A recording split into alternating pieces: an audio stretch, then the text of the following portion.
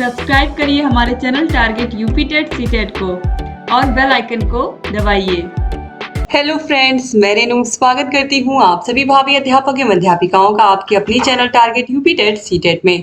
दोस्तों, आज की इस वीडियो में हम आपके डीएलएड थर्ड सेमेस्टर के साइंस विषय के मोस्ट इंपॉर्टेंट बहुविकल्पी क्वेश्चंस की सीरीज में आपके राजन सीरीज के मोस्ट इंपॉर्टेंट बहुविकल्पी क्वेश्चंस को यहाँ पर मैं पढ़ाने वाली हूँ। तो चलिए स्टार्ट करते हैं क्वेश्चन नंबर 1 से। तो क्वेश्चन नंबर 1 है, पृथ्वी प्रत्येक वस्तु को अपनी ओर खींचती है, यह किसने बताया है? तो आप लोगों ने भी वो कहानी सुनी होगी कि न्यूटन एक सेब के पेड़ के नीचे सोए थे, तो सेब आकर उनके सर पे गिरता है, तो वो सोचते हैं कि आखिर में सेब जो है वो नीचे ही क्यों गिरा, ऊपर क्यों नहीं गया। तो इस तरीके से एक कहानी है ये, जो लोग बताते हैं। तो इस तरीके से गुरुत्वाकर्षण का नियम है वो किसने दिया था? वो न्यूटन ने दिया था। और न्यूटन ने ही बताया था कि पृथ्वी के पास एक बल है जिसे हम गुरुत्वाकर्षण बल कहते हैं, जिसकी वजह से वह सभी वस्तुओं को अपनी तरफ खींचती है, इसीलिए कोई भी वस्तु ऊपर से नीचे ही आकर के गिरती है। तो यहाँ पर ऑप्शन सा जो है ये क्या हो जाएगा, राइट आंसर हो जाएगा। दोस्तों, सारे विषयों को मैंने पढ़ा दिया है, सारे विषयों के बहुविकल्पी और अतलगुत्थी क्वेश्चंस को आप देख सकते हैं। डिस्क्रिप्शन बॉक्स, कमेंट बॉक्स में लिंक मिल जाएगी और सारे विषयों की मास्टर क्लास की लिंक भी मिल जाएगी। क्वेश्चन नंबर 2 पे आते हैं, कुम्हार के चौक की गति होती है। तो जो कुम्हार होता है, जो बर्तन बनाने वाला होता है, इस तरीके से उसका चौक होता है और यहाँ पर उसकी धुरी होती है और वो डंडे की मदद से क्या करता है, उसको घुमा देता है एक बार, तो वो पूरा घूमता रहता है इस धुरी पर। इसी प्रकार से पहिया भी आप देखते हो धुरी पर घूमता रहता है। तो यहाँ पर ये जो जहां पर भी धुरी होती है, जिस धुरी पर वो कोई भी चीज घूमती है, तो इसे हम कहते हैं घूर्णन गति। क्या कहते हैं? घूर्णन गति। तो यहाँ पर जो घूर्णन गति है, ऑप्शन अ ये राइट आंसर हो जाएगा। दोस्तों, जैसे आप फैन देखते हो, जो पंखा चलता है आपके घरों में, तो वो एक धुरी पे घूमता है ना, तो वो भी क्या हो गई, घूर्णन गति हो गई। और रेखीय गति में जैसे कोई कार चल रही है सड़क पर, साइकिल चल रही है, कोई वस्तु चल रही है, तो उस तरीके से वो एक सरल गति में चल रही है। क्वेश्चन नंबर 3 है, सामान्यतः वृक्ष की लंबाई कितनी होती है? 0.5 मीटर से 1 मीटर, 1 मीटर से लेकर के 3 मीटर तक, 3 मीटर से लेकर के 30 मीटर तक, या 30 मीटर से अधिक। तो यहाँ पर वृक्ष की बात हो रही है, यानी कि पेड़ की बात हो रही है, पौधे की बात नहीं हो रही है।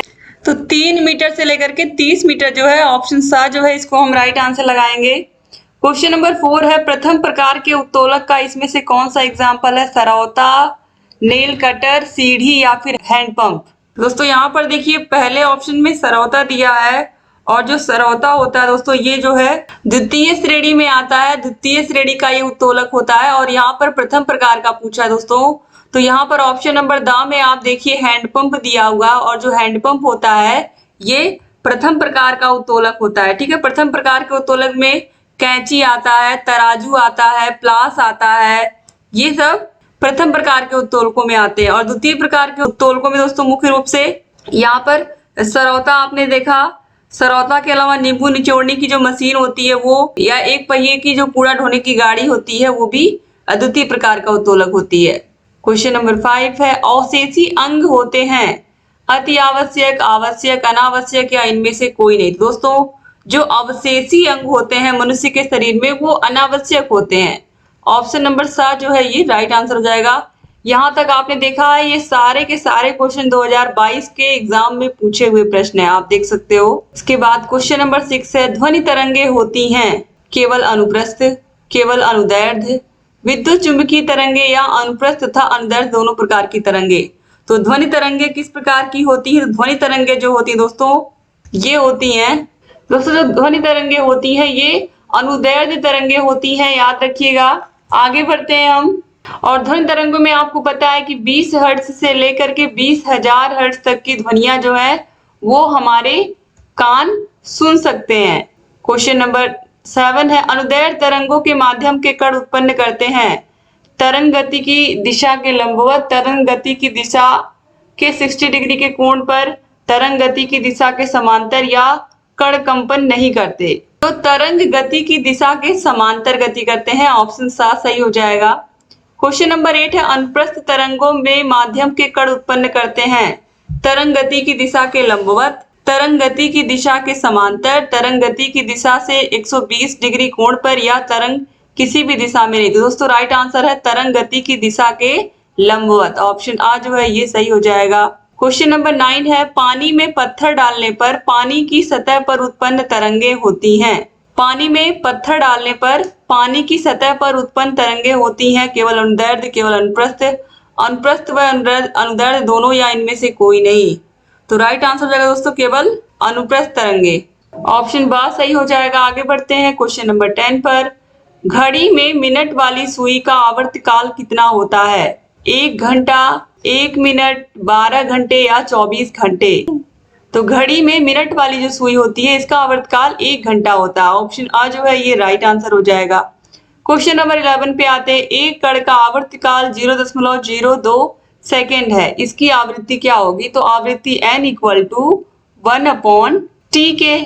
तो यहाँ पर आप देखिए आवर्तकाल यानी कि t की वैल्यू दी हुई है, तो यहाँ पर 1/0.02 हो गया। अब इसको हम यहाँ पर दशमलव को हटाएंगे तो यहाँ पर ऊपर 2 जीरो हम बढ़ाएंगे और यहाँ पर नीचे 2 हो गया। 2 से जब हम काटेंगे 100 को तो 50 आ जाएगा।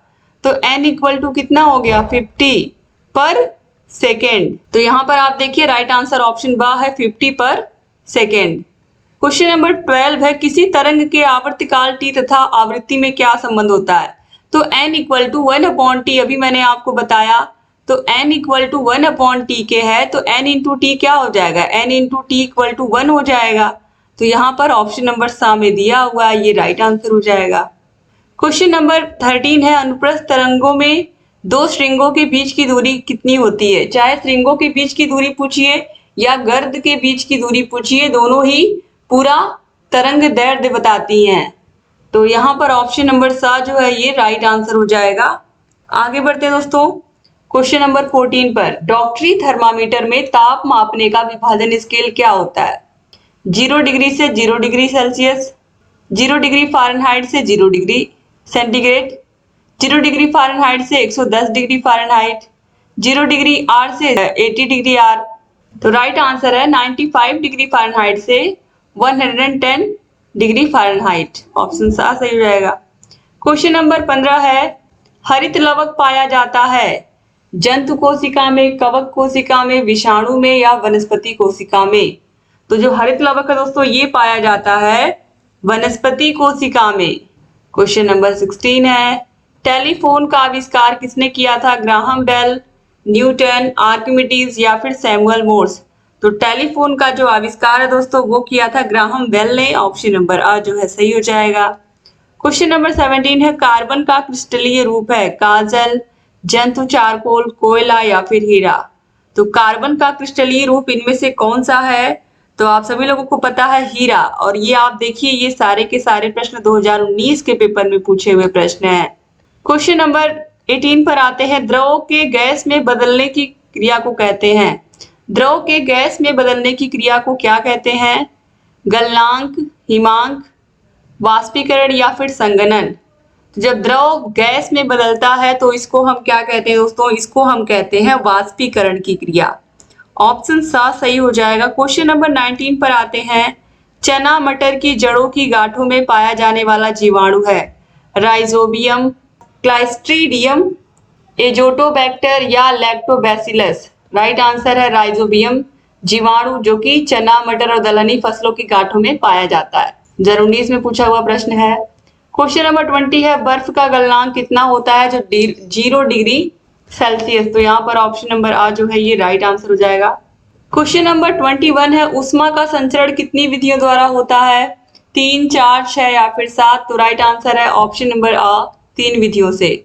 क्वेश्चन नंबर 22 है, ऊष्मा के सुचालक यानी कि इनमें से कौन से वस्तुएं हैं जिससे या कौन से धातुएं हैं जिससे ऊष्मा आसानी से आर पार जा सकती है? तो लोहे में भी ऊष्मा का प्रसार होता है, एल्यूमिनियम में भी होता है। लोहे के भी तार होते हैं, एल्यूमिनियम के भी तार होते हैं और तांबे के भी तार होते हैं। इसीलिए ऑप्शन दा जो है ये सभी राइट आंसर हो जाएगा। और इन सभी के बर्तनों में हम खाना भी बनाते हैं। क्वेश्चन नंबर 23 है, ऊष्मा के कुचालक यानी कि जिसमें से ऊर्जा का या ऊष्मा का संचरण नहीं होता? हवा, ऊन, पोर्सिलिन या सभी? तो राइट आंसर ऑप्शन दा है सभी। क्वेश्चन नंबर 24 है, प्रकाश का सबसे महत्वपूर्ण स्रोत है?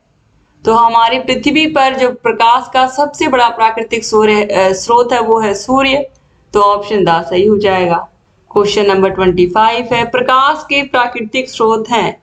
तो प्रकाश के प्राकृतिक स्रोत सूर्य है, तारे हैं, जुगनू है या ये सभी है। तो ये सभी प्राकृतिक स्रोत है, इसमें से किसी को भी मनुष्य ने नहीं बनाया है। तो इसीलिए यहाँ पर क्या हो जाएगा दोस्तों, ऑप्शन द जो है सभी राइट आंसर हो जाएगा। क्वेश्चन नंबर 26 है, दीप्त वस्तु नहीं है। दर्पण, सूर्य, जलती हुई मोमबत्ती या लालटेन। तो दर्पण यानी कि शीशा दीप्त वस्तु नहीं है, बाकी सब दीप्त ही हैं। आगे बढ़ते हैं दोस्तों क्वेश्चन नंबर 27 पर, वे वस्तुएं जो स्वयं प्रकाश उत्पन्न करती हैं कहलाती हैं। दीप्त वस्तुएं, अदीप्त वस्तुएं, दोनों या कोई नहीं। जो स्वयं प्रकाश उत्पन्न करती हैं वे सब दीप्त वस्तुएं कहलाती हैं। ऑप्शन आ जो है ये राइट आंसर हो जाएगा दोस्तों। आगे बढ़ते हैं क्वेश्चन नंबर 28 पर, कार, बस तथा ट्रक के चालकों के पास दाईं ओर एक दर्पण लगा होता है। उसकी सहायता से वह चालक अपने पीछे आने वाले वाहनों को देखकर सतर्क हो जाते हैं। यह दर्पण है उत्तल दर्पण, अवतल दर्पण, दोनों या कोई नहीं। तो कार, बस, ट्रक, अगर हम बाइक की भी बात करें तो सभी चालकों के बगल में शीशा लगा होता है, जिससे पीछे से आने वाली गाड़ियों को वो देख पाते हैं। तो इस तरीके से दोस्तों यह होता है उत्तल दर्पण। तो ऑप्शन आ जो है ये राइट आंसर हो जाएगा। क्वेश्चन नंबर 29 पे आते हैं, कंपन करने वाली वस्तु द्वारा एक कंपन में लगा समय क्या कहलाता है। तो एक कंपन में लगने वाला जो समय होता है दोस्तों वो कहलाता है आवर्तकाल। ऑप्शन आ जो है सही हो जाएगा। क्वेश्चन नंबर 30 है, दाढ़ी बनाने में जिस दर्पण का प्रयोग होता है वह दर्पण कौन सा होता है। अवतल दर्पण, उत्तल दर्पण, दोनों या कोई नहीं। राइट आंसर है अवतल दर्पण। ऑप्शन आ सही हो जाएगा। क्वेश्चन नंबर 31 है, किस दर्पण में प्रतिबिंब सदैव आभासी, सीधा तथा वस्तु से छोटा बनता है। अवतल दर्पण, उत्तल दर्पण, दोनों या कोई नहीं। तो राइट आंसर दोस्तों यहाँ पर हो जाएगा ऑप्शन नंबर बा, उत्तल दर्पण।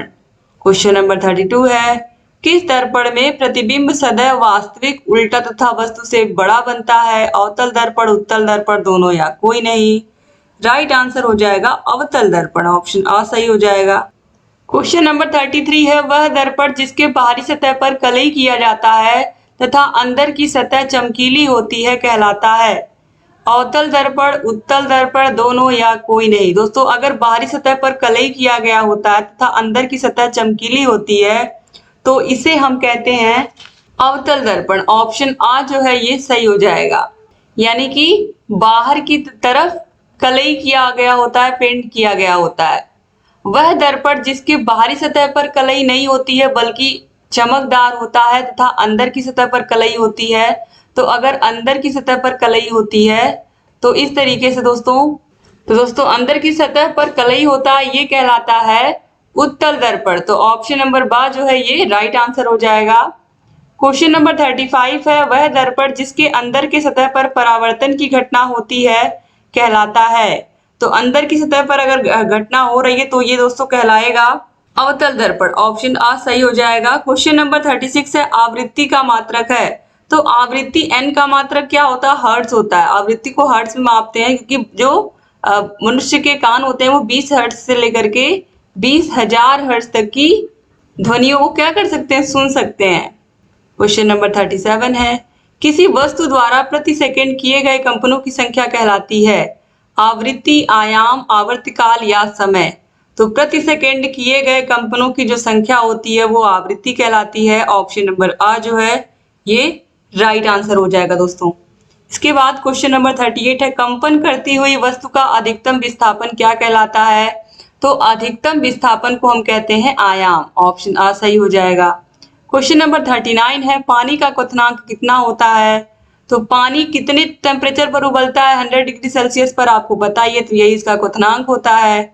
ऑप्शन सा सही हो जाएगा। क्वेश्चन नंबर 40 पे आते हैं, कुछ पदार्थ ऐसे होते हैं जो गर्म करने पर ठोस अवस्था से सीधे गैसीय अवस्था में बदल जाते हैं। इस क्रिया को हम क्या कहते हैं, इस क्रिया को हम कहते हैं ऊर्ध्वपातन। जैसे कि कपूर हुआ, कपूर को हम जलाते हैं तो वो सीधे ठोस अवस्था से गैस अवस्था में बदलता है। वो द्रव अवस्था आप उसकी देख ही नहीं पाओगे। कपूर और नौसादर इसके सबसे अच्छे एग्जाम्पल हैं। तो ऑप्शन आ सही हो जाएगा ऊर्ध्वपातन। ये बहुत इंपॉर्टेंट प्रश्न है दोस्तों। तो इस तरीके से यहाँ पर पार्ट 1 में आपने 40 क्वेश्चन कंप्लीट कर लिए। डिस्क्रिप्शन बॉक्स, कमेंट बॉक्स में सारे विषयों की लिंक आपको मिल ही जाएगी। अगर चैनल को सब्सक्राइब नहीं किया तो सब्सक्राइब कर दीजिए दोस्तों, और बगल में घंटी का निशान होगा उसको भी प्रेस कर दीजिए। और अगर आप हमारे ऐप को डाउनलोड करना चाहते हैं, सारे विषयों के नोट्स प्राप्त करना चाहते हैं, जो हमने हैंड रिटन नोट्स बनाया है, तो इसके लिए आप ऐप को डाउनलोड कर लीजिए। ऐप की लिंक आपको मिल जाएगी डिस्क्रिप्शन बॉक्स, कमेंट बॉक्स में, और इस नंबर पर आप कांटेक्ट करके भी हमसे सारी जानकारी ले सकते हैं। और यहाँ पर आपको सारी सुविधाएं मिलेंगी, सारे विषयों के नोट्स तो मिलेंगे ही, राजन पवन सीरीज के भी पूरे नोट्स मिल जाएंगे, पूरी पीडीएफ मिल जाएगी इनकी, और सारे विषयों के जो आपके चैप्टर वाइज टेस्ट हैं वो भी मिल जाएंगे, प्रीवियस ईयर क्वेश्चन पेपर्स है वो भी मिल जाएंगे। तो thank you so much video को पूरा देखने के लिए। चैनल से बने रहिए। जय हिंद दोस्तों।